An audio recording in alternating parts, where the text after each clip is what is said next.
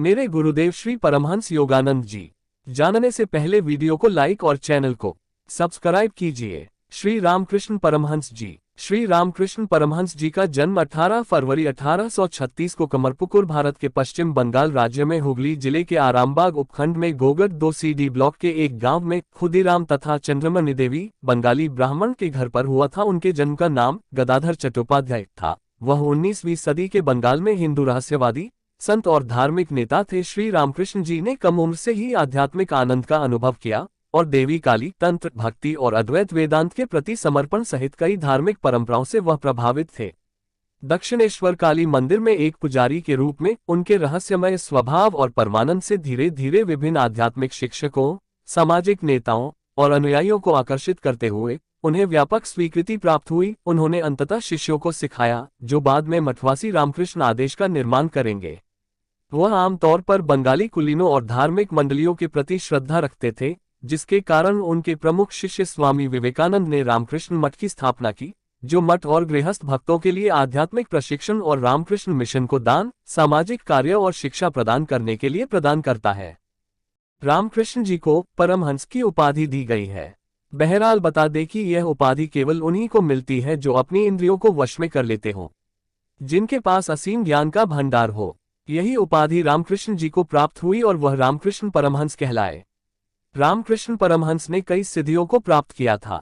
उन्होंने अपनी इंद्रियों को अपने वश में किया और एक महान विचारक एवं उपदेशक के रूप में लोगों को प्रेरित किया। यही नहीं, उन्होंने मूर्ति पूजा को व्यर्थ बताते हुए निराकार ईश्वर की आराधना की बात की। यह उनके ही ज्ञान का प्रभाव था कि उन्होंने नरेंद्र नाम के साधारण से बालक को स्वामी विवेकानंद बना दिया, जिन्होंने भारत की एक अलग ही छवि विश्व पटल पर स्थापित की। इसके अलावा युवा वर्ग को जगाया और रामकृष्ण मिशन की स्थापना की, जिसका संचालन बेलूर मठ के द्वारा होता है। बता दें कि ये दोनों ही संस्थाएं जनमानुष के आध्यात्मिक विकास के लिए कार्य करती हैं। रामकृष्ण परमहंस के दक्षिणेश्वर काली मंदिर से जुड़ने की कहानी कुछ यूं है कि वह अपने बड़े भाई रामकुमार के साथ जब कोलकाता आए, तब रामकुमार चट्टोपाध्याय को दक्षिणेश्वर काली मंदिर, जिसे रानी रासमणी द्वारा बनवाया गया था, के मुख्य पुजारी के रूप में नियुक्त किया गया था। रामकृष्ण और उनके भांजे हृदय रामकुमार की सहायता करते थे।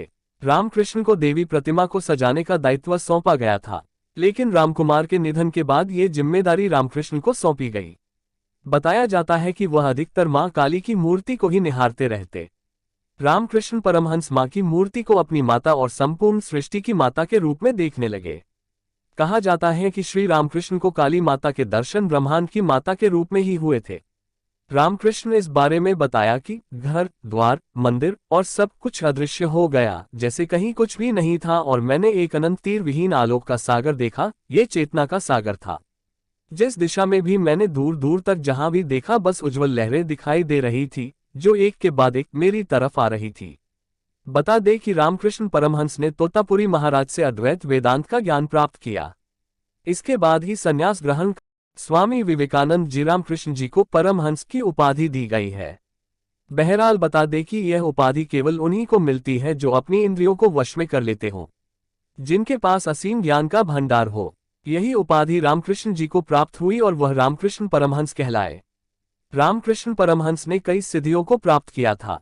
उन्होंने अपनी इंद्रियों को अपने वश में किया और एक महान विचारक एवं उपदेशक के रूप में लोगों को प्रेरित किया। यही नहीं, उन्होंने मूर्ति पूजा को व्यर्थ बताते हुए निराकार ईश्वर की आराधना की बात की। यह उनके ही ज्ञान का प्रभाव था कि उन्होंने नरेंद्र नाम के साधारण से बालक को स्वामी विवेकानंद बना दिया, जिन्होंने भारत की एक अलग ही छवि विश्व पटल पर स्थापित की। इसके अलावा युवा वर्ग को जगाया और रामकृष्ण मिशन की स्थापना की, जिसका संचालन बेलूर मठ के द्वारा होता है। बता दें कि ये दोनों ही संस्थाएं जनमानुष के आध्यात्मिक विकास के लिए कार्य करती हैं। स्वामी विवेकानंद का जन्म 12 जनवरी 1863 को कोलकाता, तब कलकत्ता के एक कायस्थ परिवार में हुआ था। विवेकानंद के बचपन का नाम नरेंद्रनाथ दत्त था। इनके पिता का नाम विश्वनाथ दत्त और माता का भुवनेश्वरी देवी था। विश्वनाथ दत्त कलकत्ता हाई कोर्ट में वकालत करने वाले प्रसिद्ध वकील थे, जबकि मां धार्मिक विचारों वाली गृहिणी थी। नरेंद्र के दादा दुर्गाचरण दत्त संस्कृत और फारसी के बड़े विद्वान थे। इन्होंने भी 25 साल की उम्र में अपना घर छोड़ दिया था और साधु बन गए थे। नरेंद्रनाथ अपनी मां के धार्मिक विचारों से काफी प्रभावित थे। ये बचपन से ही भगवान शिव, हनुमान और राम की पूजा किया करते थे। विश्वनाथ दत्त की प्रगतिशील सोच ने विवेकानंद को तार्किक बनाने में काफी योगदान दिया। जब नरेंद्र नाथ 8 साल के थे तब उन्हें ईश्वर चंद्र विद्यासागर के मेट्रोपॉलिटन स्कूल भेज दिया गया। यहाँ पर उन्होंने अपनी प्रारंभिक शिक्षा ग्रहण की। साल 1879 में इन्होंने मैट्रिक परीक्षा पास की और प्रेसिडेंसी कॉलेज का एंट्रेंस एग्जाम दिया, जिसे इन्होंने फर्स्ट डिवीजन में उत्तीर्ण किया। उस साल ऐसा करने वाले ये इकलौते विद्यार्थी थे। इसके एक साल बाद इन्होंने जनरल असेंबली इंस्टीट्यूट अब स्कॉटिश चर्च कॉलेज में एडमिशन लिया, जहां इन्होंने पाश्चात्य दर्शन और इतिहास का अध्ययन किया। साल 1884 में इन्होंने कलकत्ता के क्रिश्चियन कॉलेज से फाइन आर्ट्स में डिग्री कंप्लीट की। फाइन आर्ट्स की पढ़ाई करने के दौरान नरेंद्र नाथ ने अनेक पश्चिमी दार्शनिकों को पढ़ा। यही नहीं, इस दौरान नरेंद्र नाथ ने 1861 में आई हर्बर्ट स्पेंसर की किताब एजुकेशन का बंगाली में अनुवाद भी किया। इस दौरान इन्होंने बंगाली और संस्कृत में लिखे धार्मिक साहित्य का भी गहराई से अध्ययन किया। स्वामी विवेकानंद जी तथा उनके गुरु की पहली मुलाकात। साल 1880 में नरेंद्र नाथ केशव चंद्र सेन द्वारा बनाई गई नव विधान में शामिल हुए। नवंबर 1881 में पहली बार इनकी मुलाकात रामकृष्ण परमहंस से हुई। रामकृष्ण मां काली के भक्त थे। अपनी तार्किक दृष्टि के चलते जब नरेंद्र नाथ पहली बार इनसे मिले तो इनसे पूछा कि क्या आपने भगवान को देखा है।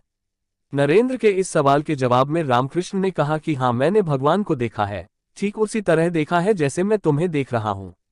उनके जवाब से नरेंद्र नाथ इतने प्रभावित हुए कि ये रामकृष्ण के पास अक्सर जाने लगे और उनसे सवाल करके अपनी जिज्ञासा शांत करने लगे।